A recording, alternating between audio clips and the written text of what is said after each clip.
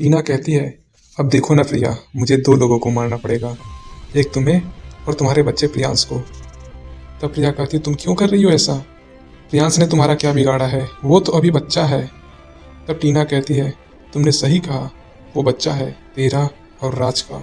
उसे तो सबसे पहले मारना था, लेकिन क्या करूं, आदत से मजबूर हूं। पहले अधूरा काम को पूरा करती हूँ, बाद में नया काम करती हूँ।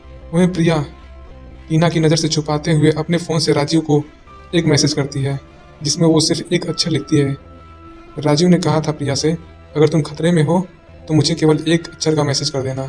राजीव जब अपने फ़ोन में प्रिया का मैसेज देखता है तो वो घबरा जाता है और टीना की सीट के पास देखता है। तब टीना वहाँ नहीं रहती, वो जल्दी से वहाँ से उठकर चलने लगता है।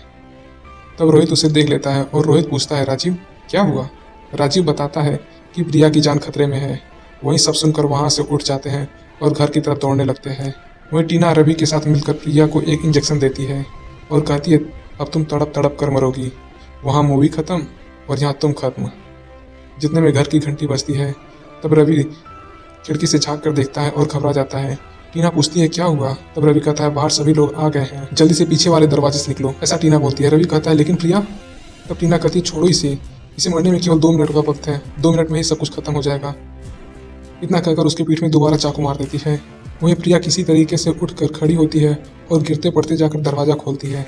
दरवाजा खोलते ही राज सामने होता है और प्रिया उसकी गोद में गिर जाती है और राज को कपकपाते हुए कहती है, राज मेरी बात सुनो।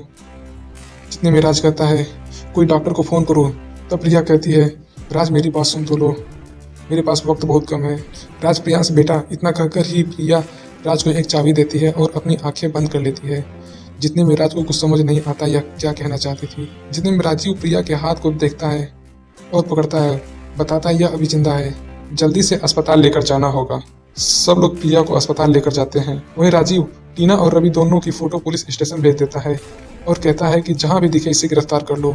लेकिन अभी भी राजीव के पास कोई सबूत नहीं था कि टीना ने ही प्रिया को मारने की जरूरत की है, क्योंकि घर में लगे सभी सीसीटीवी कैमरे को राजीव ने हैक कर लिया था, जिससे राजीव उन दोनों पर इल्जाम लगा सके। लेकिन राजीव को पूरा यकीन था कि यह काम टीना का ही है और टीना ने ही प्रिया को मारा है।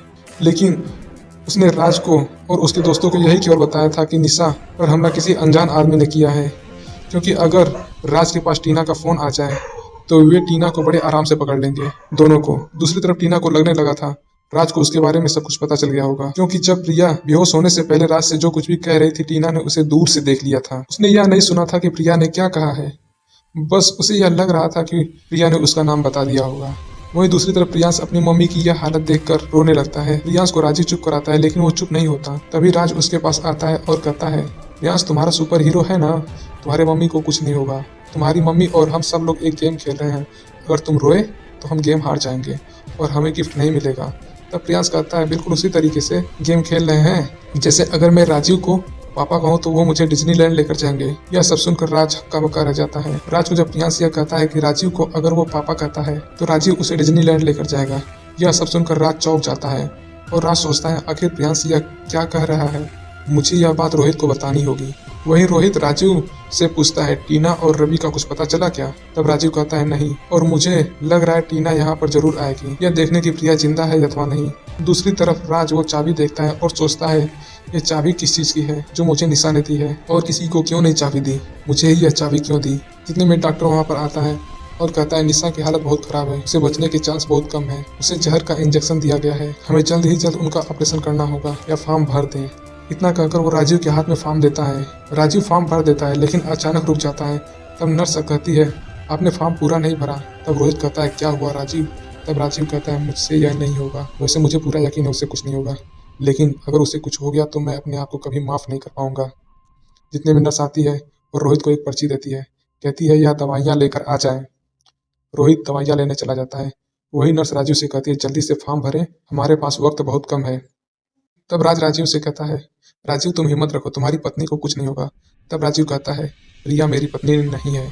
तब राज कहता है, यह निशा के बीच प्रिया कहाँ से आ गई? राजीव कहता है, उसका नाम प्रिया राज सिंघानिया है, वो तुम्हारी पत्नी है। राज कहता है, तुम क्या बकवास कर रहे हो, माना कि शकल प्रिया से मिलती है, इसका मतलब यह नहीं कि तुम उसे मेरी पत्नी कहो। राजीव कहता है, मैं सच बोल रहा हूँ। राज कहता है, बस करो। राज कहता है, बस करो राजीव, मेरी पत्नी प्रिया इस दुनिया से 5 साल पहले ही चली गई और पोस्टमार्टम रिपोर्ट में भी साफ हो गया था कि प्रिया मर चुकी है। तुम पागल हो गए हो राजीव। राजीव कहता है, उस दिन जो पुलिस को लाश मिली थी वो प्रिया की लाश नहीं थी, किसी और की थी और पोस्टमार्टम रिपोर्ट भी नकली थी।